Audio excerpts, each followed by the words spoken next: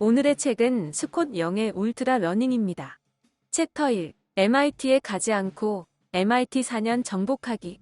MIT 학사 과정을 1년 만에 마쳤다. 울트라 러닝이 이것을 가능하게 했다.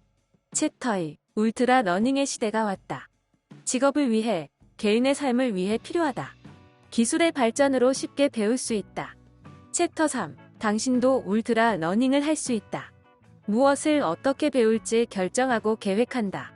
결과는 자신이 책임진다. 법칙 1. 메타 학습. 먼저 지도를 그려라. 첫째, 왜 그것을 배우려고 하는가? 본질적 학습 프로젝트. 그냥 배우고 싶다. 예를 들어, 프랑스어를 해보고 싶다. 도구적 학습 프로젝트. 목적이 있다. 예를 들어, 좋은 직업을 갖기 위한 학습. 둘째, 무엇을 배워야 하는가? 이해해야 할 것, 암기해야 할 것, 연습해야 할 것을 적는다. 어려울 것 같은 것들에 밑줄 치고 극복 방안을 생각한다. 셋째, 어떻게 배울 것인가? 교과 과정, 기사, 추천 방법 등 검색에 시간을 투자하라. 목표에 부합하는 내용을 찾고 집중한다. 아닌 것은 제외시키거나 미룬다. 법칙 2. 집중하기. 짧은 시간에 집중도를 높여라.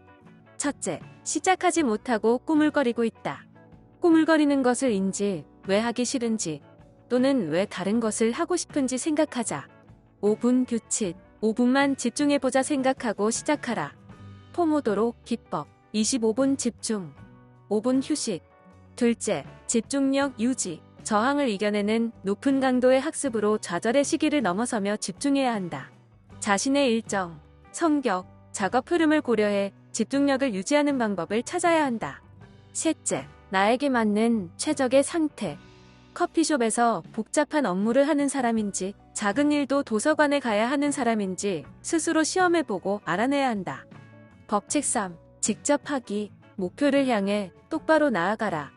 첫째, 프로젝트 기반 학습. 강좌를 듣는 것보다 결과물을 만들어라. 군사 역사에 대해 지적인 대화를 나누는 것이 목표라면 논문을 목표로 해라. 코딩을 배우고 싶다면 컴퓨터 게임을 만들어라. 둘째, 담금형 학습. 기술을 사용할 상황에 노출시켜라. 영어를 배우고 싶다면 미국에 가라. 목표와 관련된 커뮤니티 활동을 하라. 셋째, 모의 비행 방식. 직접 할 수 없다면 시뮬레이션으로 연습하라. 영어 노출을 위해 미국에 갈 수 없다면 스카이프로 공부하라. 넷째, 과다 학습. 자신에게 필요한 수준 이상의 시험이나 과제에 도전하라. 법칙 4. 특화 학습. 취약점을 공략하라. 첫째, 자신의 취약점을 파악하고 따로 집중적으로 학습해라.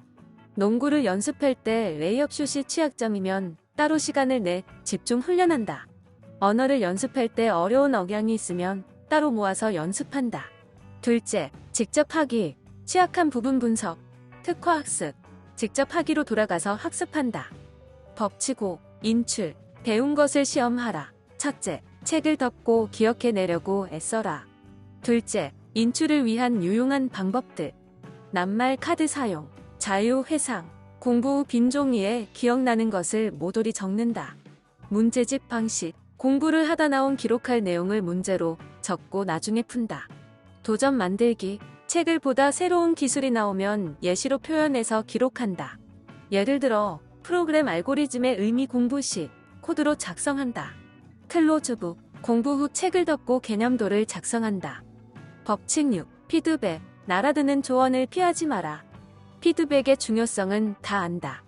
좋은 피드백은 도움이 되는 정보, 잘못하고 있는 것, 수정 방안이다. 나쁜 피드백은 개인의 자아에 초점을 맞춘 것이다. 예를 들어, 넌 참 똑똑하다. 넌 참 게을러. 같은 것이다. 고려해야 할 피드백. 성적, 판매량 등과 같은 결과 피드백. 외국어로 대화 시 상대의 반응, 청중의 반응, 코딩 에러 메시지 등과 같은 정보 피드백. 전문가, 코치, 스승, 교사의 실수를 집어주고 바로잡아주는 수정 피드백. 법칙 7. 유지. 새는 양동이에 물을 채우지 마라. 사람은 배운 것을 망각한다. 망각을 이기는 기억 유지 방법. 첫째, 공백 전략. 언어 공부 후 1년 동안 주 1회 연습. 그 후 2년 동안 월 1회 연습한다. 둘째, 절차화. 대표적인 예는 자전거 타기이다. 지식의 절차화를 위해 핵심 내용에 초점을 맞춘다. 셋째, 초과 학습. 필요 이상으로 더 연습한다. 넷째, 연상 기호. 내가 잘 아는 내용과 새로 공부하는 내용을 연결한다. 법칙 8. 직관. 뼈대를 세우기 전에 깊게 파라. 직관을 형성하는 것은 어렵다. 암산 천재는 많은 수학적 패턴을 알고 있기 때문에 직관을 발휘한다. 직관을 기르는 법. 어려운 문제 포기하지 않는다. 증명하는 방식으로 깊게 파고들어 학습하고 이해한다. 문제에 대해 구체적 사례를 생각한다. 다 알고 있다고 믿는 자신을 의심하라. 질문을 많이 하라.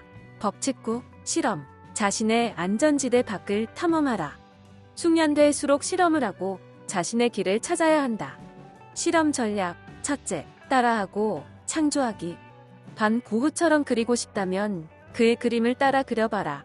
둘째, 비교하기. 두 가지 다른 방법을 사용해보고 나에게 맞는 방법을 찾아가라. 셋째, 제약. 최고의 혁신은 자유로운 상태가 아니라 제약이 있는 상태에서 나온다. 넷째, 결합. 최고의 연설가 최고의 엔지니어는 아니지만 대중연설을 잘하는 엔지니어가 된다. 다섯째, 극단을 탐험. 중간 부분에서 안정감을 느끼지 말아라.